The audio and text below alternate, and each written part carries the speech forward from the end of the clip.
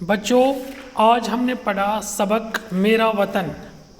تو یہ جو ہم نے سبق پڑھا، اب لاسٹ میں نے آپ کو ان کے کوشچنز دکھائے، سوال و جواب. تو میں ان سوال و جواب کو پڑھتا ہوں اور بعد میں آپ بھی بار بار ان کو پڑھنا اور یاد کرنا، ٹھیک ہے؟ تو کوشچن نمبر 1 ہے، شاعر نے نظم میں کن کن پرندوں کا ذکر کیا ہے؟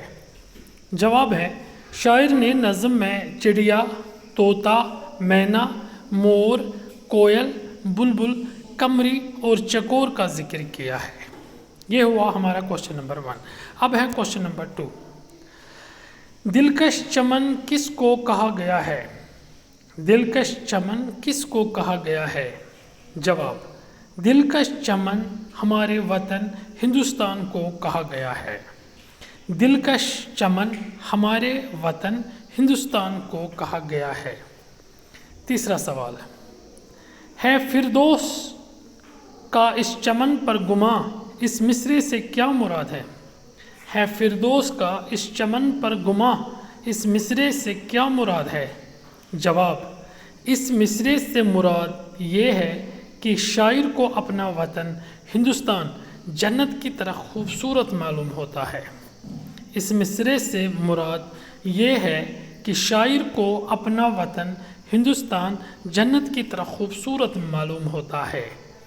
کوشچن نمبر 4، اس نظم میں ہمارے وطن کی کون کون سی خوبیاں بیان کی گئی ہے؟ اس نظم میں ہمارے وطن کی کون کون سی خوبیاں بیان کی گئی ہے؟ جواب، اس نظم میں پہاڑوں کا منظر، بنو یعنی جنگلوں کا سما اور پہاڑوں سے گرنے والے چشمہ کا ذکر کیا گیا ہے، اور شاعر نے اسے باغ ارم اور باغ عدن کہا ہے. اس نظم میں پہاڑوں کا منظر، بنو یعنی جنگلوں کا سما اور پہاڑوں سے گرنے والے چشمہ کا ذکر کیا گیا ہے، اور شاعر نے اسے باغ ارم اور باغ عدن کہا ہے. کوشچن نمبر 5، اس نظم کے شاعر کا نام لکھیے. اس نظم کے شاعر کا نام لکھیے.